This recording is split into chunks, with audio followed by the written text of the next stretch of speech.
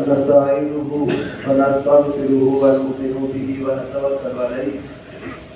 ونعوذ بالله من شرور أنفسنا ومن سيئات أعمالنا من يهده الله فلا مضل له ومن يضلل فلا هادي له ونشهد أن لا إله إلا الله وحده لا شريك له ونشهد أن محمدا عبده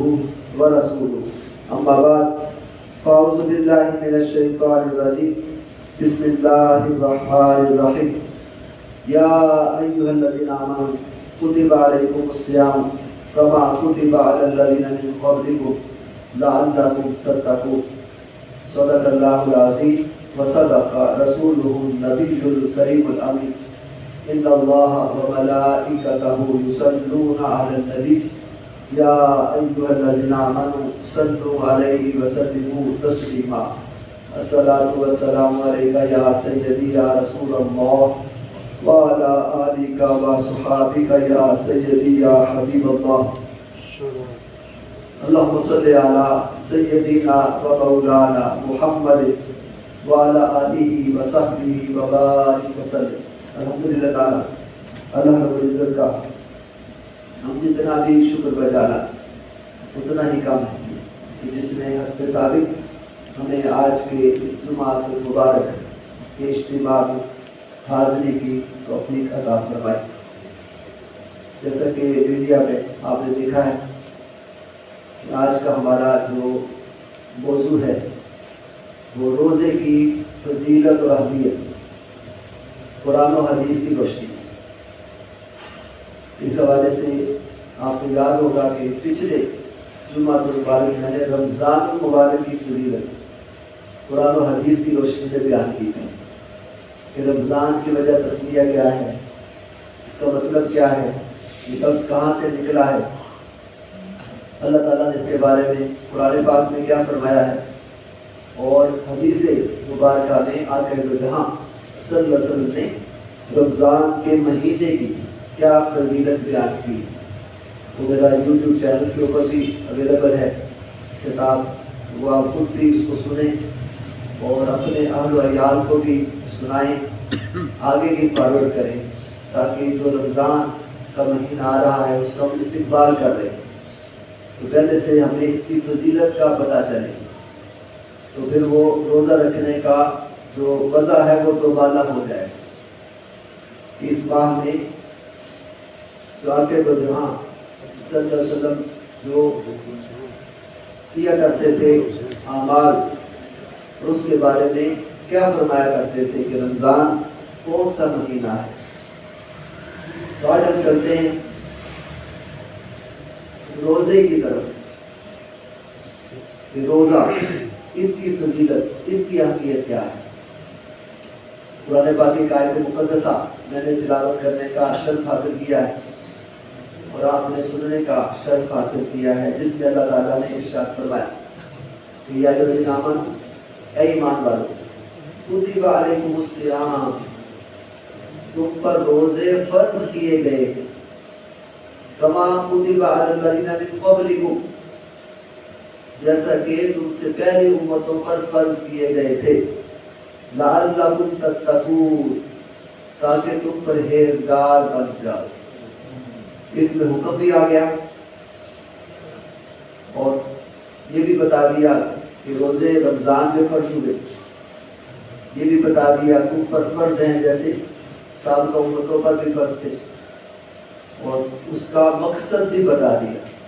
اللہ تعالیٰ نے روزے جو ہم رکھتے ہیں اس کا مقصد کیا ہے، وہ ہے تقویٰ۔ تقویٰ کسے کہتے ہیں؟ پرہیزگاری۔ پرہیزگاری کسے کہتے ہیں؟ گناہوں سے پرہیز کرنا، گناہوں کو چھوڑ دینا، یہ تقویٰ ہے۔ نیک اعمال بجا لانا، نیکیاں کرنا اور گناہوں کو چھوڑ دینا، بھائی جو کام انسان کر لے تو وہ متقی بن جاتا ہے، وہ پرہیزگار بن جاتا ہے۔ اور یہی جو مقصد ہے روزے کا ہے۔ اسی طرح سورہ بقرہ کی یہ جو میں نے آیت پڑھی، اگلی آیت مبارکہ جس میں اللہ تعالیٰ نے فرمایا کہ شہر رمضان الذی انزل فیہ القرآن، ہدی للناس وبینات من الہدی والفرقان فمن شہد منکم الشہر فلیصم. اس میں بھی ارشاد فرمایا کہ رمضان کا وہ مہینہ ہے جسے ہم نے قرآن نازل کیا، جو ہدایت ہے تمام متقین کے لیے. اور پھر اس کے بارے میں اللہ تعالیٰ نے خود قرآن پاک جیسے پچھلے جمعے میں نے اس پر اظہار خیال کیا تھا، لیکن آخر میں ارشاد فرمایا کہ فَمَا شَهِدَ مِنكُمُ الشَّهْرَ فَلْيَصُمْ. جو بھی یہ مہینہ پائے رمضان کا، اسے چاہیے اس کا روزہ ضرور رکھے. اس آیت مقدسہ کے حصے سے بھی روزے کی فرضیت وہ ثابت ہوتی ہے کہ اللہ تعالیٰ نے ہر ایک کو جو بھی زندگی میں رمضان پائے اس کے لیے ظاہر ہے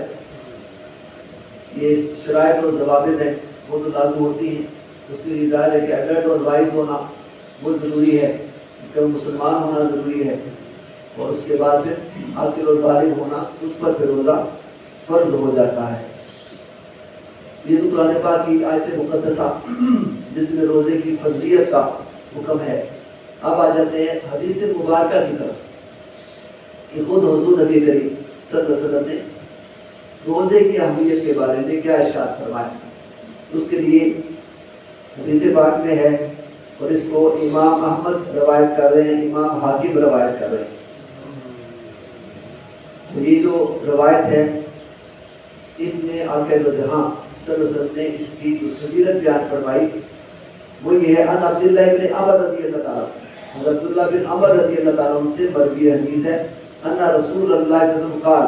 کہ حضور نے ارشاد فرمایا کیا الصیام والقرآن یشفعان للعبد یوم القیامہ. روزہ بھی اور قرآن بھی دونوں قیامت کے دن بندے کی شفاعت کریں گے. یہ دو چیزیں ہمیں پہلے قرآن سے پتہ چلی کہ رمضان کے مہینے میں قرآن نازل ہوا، جس کا مطلب ہے جو رمضان کا مہینہ آنے والا ہے یہ نزول قرآن کا مہینہ ہے. اور آقا تو جہاں نے کیا فرمایا، اس کی شرح، اس کی انٹرپریٹیشن، اس کی تفسیر کرتے ہوئے حدیث پاک میں حضور نے فرمایا کہ قرآن ہے وہ ہمارے لیے شفیع ہے، وہ ہماری شفاعت کرے گا، ریکمنڈیشن، سفارش کرے گا. اٹ مینس اللہ کے حضور گواہی دے گا یہ وہ بندہ ہے جو قرآن میں مجھے پڑھتا رہا، یہ وہ باندھی ہے جو قرآن رمضان میں پڑھتی رہی، تو میں اس کی شفاعت کرتا ہوں، بھلے تعالیٰ اس کے گناہ بخش دے، اسے جنت عطا کر دے. تو قرآن بھی شفاعت کرے. اور ابھی آپ نے پڑھا دوسری بات حدیث مبارکہ میں حضور نے کیا فرمایا، روزہ یہ بھی شفاعت کرے گا، یہ بھی شفیع بن جائے گا کہ بھلے تعالیٰ تیری خاطر یہ صبح سے شام تک بھوکا اور پیاسا رہا یا بھوکا اور پیاسی رہی، تو لہذا یہ بھی شفیع ہوگا جس کی سفارش اللہ تعالیٰ قبول فرمائے گا اور اس بندے یا باندی کی بخشش فرمائے گا، اسے بھی جنت عطا فرمائے گا. یہ ہے قرآن اور صیام دونوں بندے کی قیامت کے دن شفاعت کریں گے. یقول الصائم صیام، آگے جو میں نے عرض کیا آگے تو جہاں نے کیا ارشاد فرمایا، صیام روزے کہے گا. روزہ کیا کہے گا، روزے کہیں گے اے رب منعتہ الطعام والشہوات بالنہار. تو روزہ شفاعت کرے گا باری تعالیٰ میں نے اسے کھانے سے روکے رہا، کھانے پینے سے اور شہوات نفسانی خواہشات سے روکے رکھا. کیونکہ ظاہر ہے کہ روزہ تین چیزوں کا نام ہے، ایک کھانے سے اور پینے سے رکنا اور گناہوں سے، نفسانی خواہشات سے، بری خواہشات سے اپنے آپ کو روکے رکھنا. یہ شفاعت کرے گا روزہ، اسے میں نے طعام کھانے پینے اور شہوات نفسانی اس سے روکے رکھا بالنہار دن کے وقت فشفینی فیہ، لہذا اس کے حد میں میری شفاعت قبول کر لے، اللہ تعالیٰ قبول فرمائے. اسی طرح ویقول قرآن، آخر دو جہاں کے الفاظ حضور نے کیا فرمایا، قرآن بھی کہے گا، وہ بھی سفارش کرے گا اللہ کے حضور منعتہ النوم باللیل،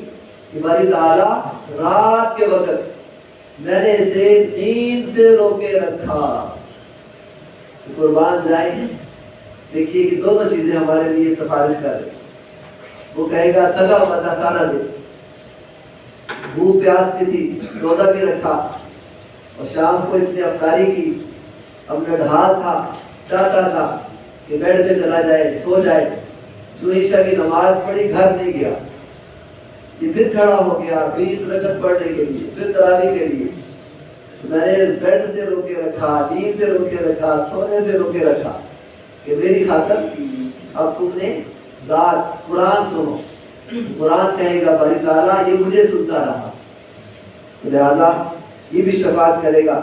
اور کہے گا منعت النوم باللیل، رات کو سونے سے روکے رکھا، فشفعنی فیہ، یعنی اس کے آگے میں میری سفارش قبول کر لے۔ تو قالا، تو آقا تو جہاں نے ارشاد فرمایا کیا فیشفعانی، دونوں کی شفاعت اللہ تعالیٰ قبول فرمائے۔ ایک تو یہ حدیث بات تھی، اسی طرح بڑی ایمان افروز بات کہ حضور نبی کریم صلی اللہ علیہ وسلم نے ارشاد فرمایا، اس کو حضرت ابو ہریرہ رضی اللہ تعالیٰ عنہ نے روایت کیا ہے، اور ایک مرتبہ حضور نبی کریم نے فرمایا ان ابی ہریرہ ان رسول اللہ صلی اللہ علیہ وسلم قال کہ من قام رمضان ایمانا و احتسابا غفر له ما تقدم من ذنبه، اور یہ متفق علیہ حدیث بات بخاری اور مسلم کی،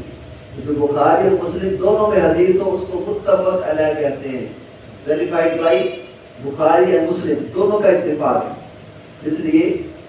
یہ حدیث کا درجہ قرآن کے بعد ہے، سب سے پہلے درجہ جو دونوں میں ہو، اس کے بعد جو بخاری میں ہو پھر جو مسلم میں ہو، یہ اتنی اتھینٹک حدیث ہے، قرآن کے بعد اس کا درجہ ہے، جس میں آقا دو جہاں نے کیا ارشاد فرمایا کہ من قام رمضان، جس نے رمضان کی راتوں میں قیام کیا، اب قیام اللیل اسے کہتے ہیں، رات کی نماز کو بھی عشاء کی نماز، ہمیں نماز تراویح ادا کرتے ہیں، اس کو قیام اللیل کہتے ہیں، تہجد کی نماز کو بھی قیام اللیل کہتے ہیں، وہ بھی رات کے وقت پڑھی جاتی ہے، لیکن جب تراویح کی بات آتی ہے، رمضان کی بات آتی ہے، اس سے مراد قیام اللیل سے مراد صلاۃ التراویح ہے۔ تو یہاں پر کیا بات ہے کہ جس نے راتوں کو قیام کیا، یعنی نماز پڑھی عشاء کی، اس کے بعد تراویح ادا کی، اور پھر تہجد کے وقت نماز وہ بھی پڑھی، تہجد بھی، تو فرمایا جس نے رات کو قیام کیا دو صورتوں میں، دو شرطوں کے ساتھ، پہلی شرط ایمان کہ مومن یقین کی کیفیت کے ساتھ، واحتساباً، اور اپنا محاسبہ نفس کرتے ہوئے، یہ سمجھتے ہوئے کہ میں قیام اللیل کر رہا ہوں یا صبح روزہ رکھوں گا تو یہ اس کے ذریعے میں گناہوں سے بچوں گا، نفس کو اپنے گناہوں سے بچاؤں گا، احتساب اپنا محاسبہ نفس، اکاؤنٹیبلٹی اپنی کرتے ہوئے روزہ رکھا، تو اس کا فائدہ کیا ہوگا؟ یہ ہے روزے کا فائدہ، واقعہ تو جہاں نے ارشاد فرمایا، اس کا کیا فائدہ ہوگا؟ غفر له ما تقدم من ذنبه، اس وجہ سے اللہ تعالیٰ پچھلے سارے گناہ معاف کر دے۔ اس متفق علیہ حدیث پاک سے پتہ چلا روزے کی فضیلت، حدیث مصطفیٰ آگے تو جہاں نے فرمایا اس سے سارے گناہ معاف ہو جاتے ہیں۔ اور پھر حدیث پاک میں یہ بھی بڑی خاص وہ بات ہے کہ جس کے بارے میں حضرت مسلمہ وہ روایت کرتے ہیں، وہ کہتے ہیں مجھے عبد الرحمن بن عوف رضی اللہ تعالیٰ عنہ صحابی رسول، انہوں نے حضور نبی کریم کی مبارک حدیث بیان کی، تو آپ نے ذکر فرمایا، یہ فرمایا کہ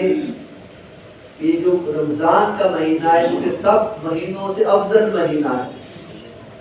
اور حضور نے فرمایا جو شخص رمضان مبارک میں ایمان کے ساتھ ثواب کی نیت سے قیام کرے گا وہ گناہوں سے ایسے پاک ہو جائے گا، اب اگلی بات، گناہوں سے ایسے پاک ہو جائے گا جیسے وہ اس دن تھا جب اس کی ماں نے اسے پیدا کیا تھا۔ جب معصوم خطا بچہ ہوتا ہے گناہوں سے مبرہ پاک و صاف ہوتا ہے،